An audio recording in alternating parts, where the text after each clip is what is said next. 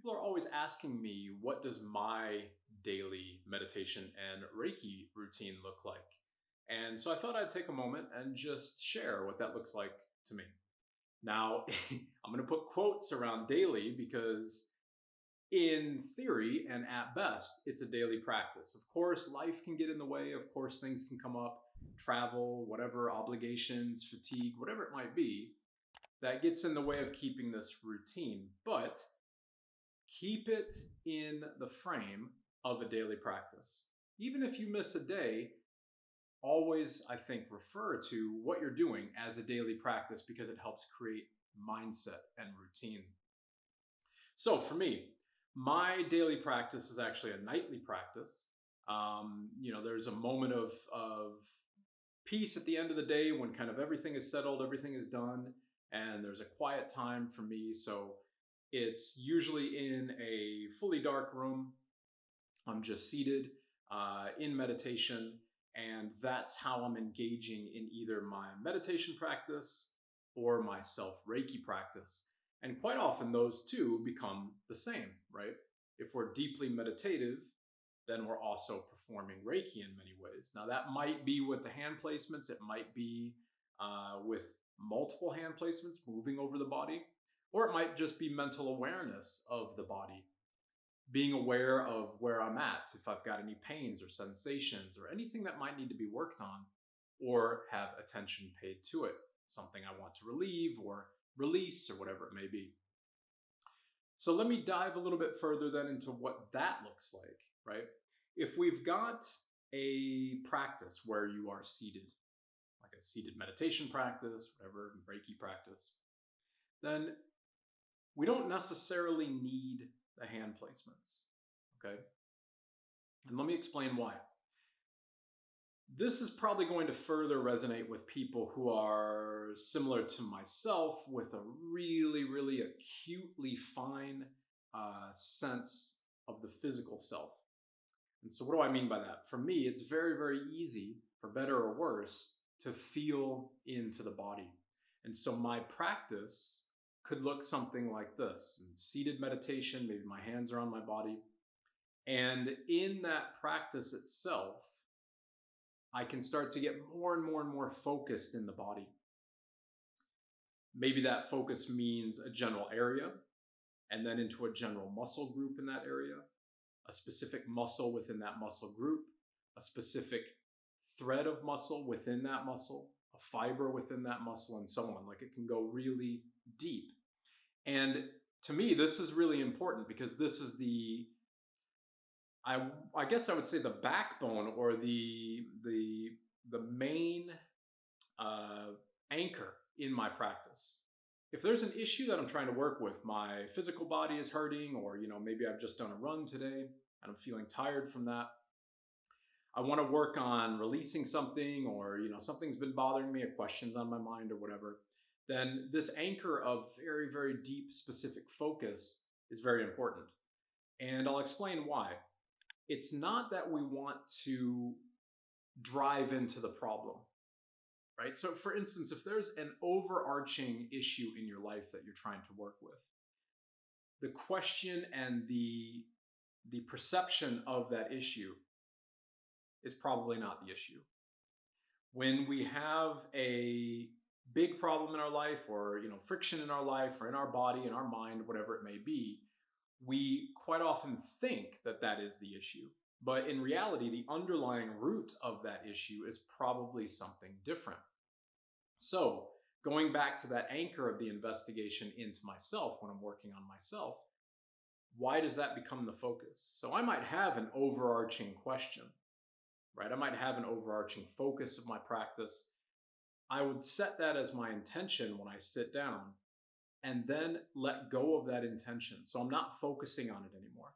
So it might be, for instance, something like this. In tonight's practice, if it is on my path, if it is for me to know, help me to understand, fill in the blank, right?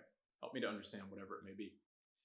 And then I let go of that question as hopefully as entirely as I can.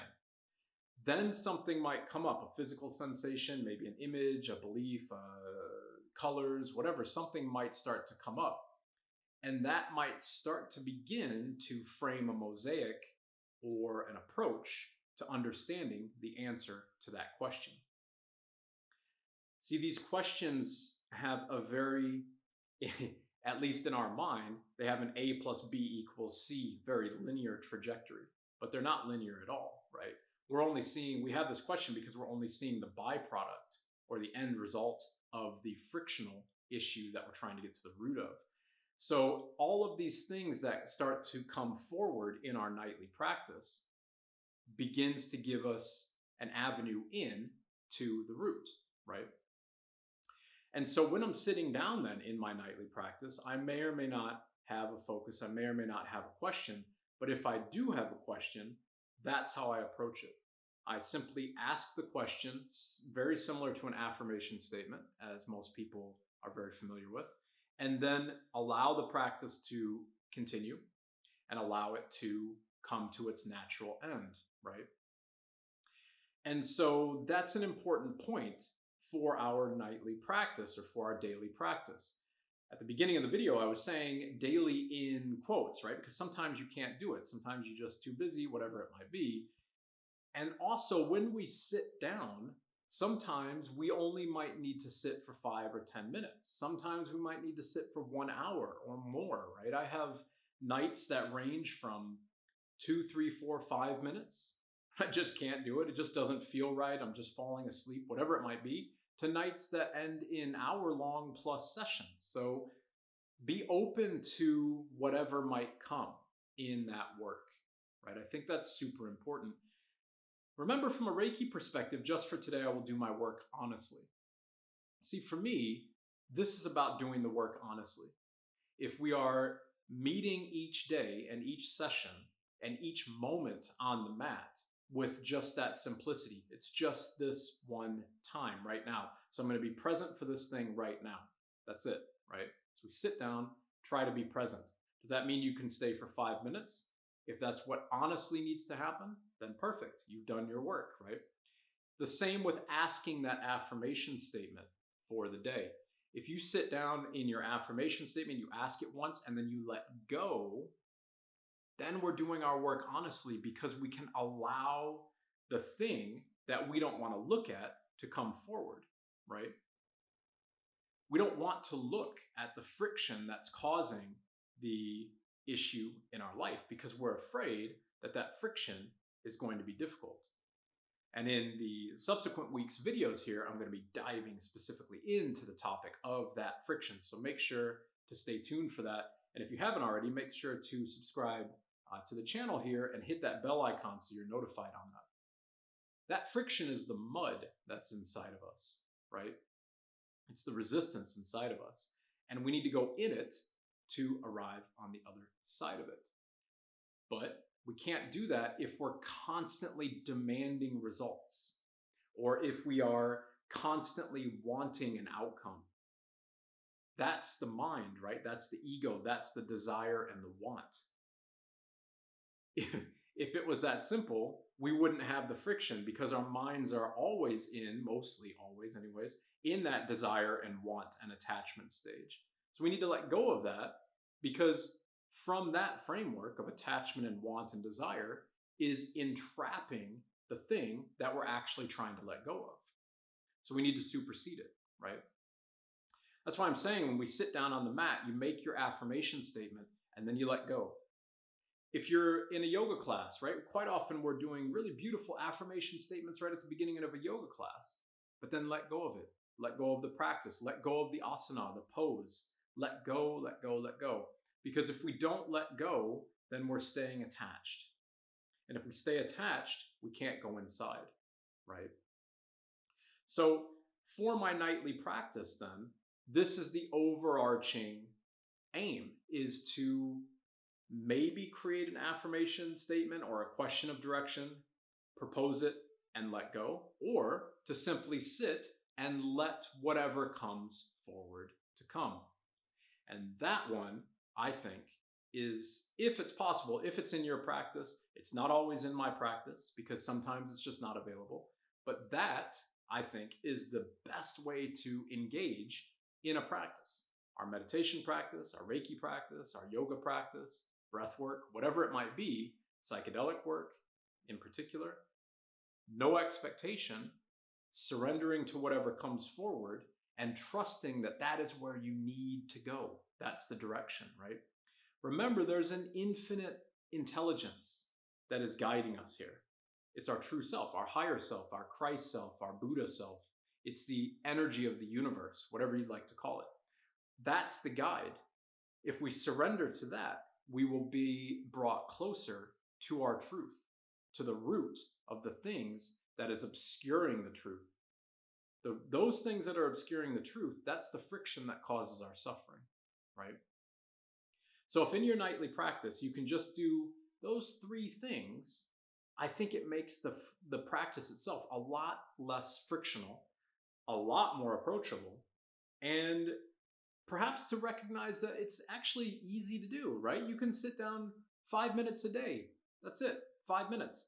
If you can relegate 5 minutes before you go to bed or right when you wake up or whatever it may be to your practice, well, now you're doing your practice honestly. And you'll start to notice that 5 minutes is actually really achievable, right? And then it'll become 10 minutes and 30 minutes. And not only will it start to grow in the length of the practice, but at least for me, the desire to be in the practice will become that much more of a drive, right? It starts to become a place of familiarity, a feeling like home. So if we can look at those as our kind of signposts for the practice, these three things, making it a daily practice, giving an affirmation statement, or just letting go into the practice. If we can keep those as our driving kind of anchors in our daily practice, then I think it becomes a lot more accessible. That's what my practice looks like. That's what my nightly practice looks like. And as well, this is what my practice looks like when I'm working with clients. There's not much difference here, right? When I'm sitting down with a Reiki client or a meditation client or a coaching client, somebody that I'm doing mentorship with, all of those things are approached in very much the same way. I won't make an affirmation statement to the person because they're on their journey, right? I'm here to assist. So I don't know how that's going to play out. But I can still create the idea of stillness, the space of stillness, the understanding that we are coming together in a sacred time together with no distractions, to be fully there and fully present for the client. So in many ways, it's like a daily practice, right? So I think it's really beautiful, and at least for me, it's been really helpful to see that these are the same thing.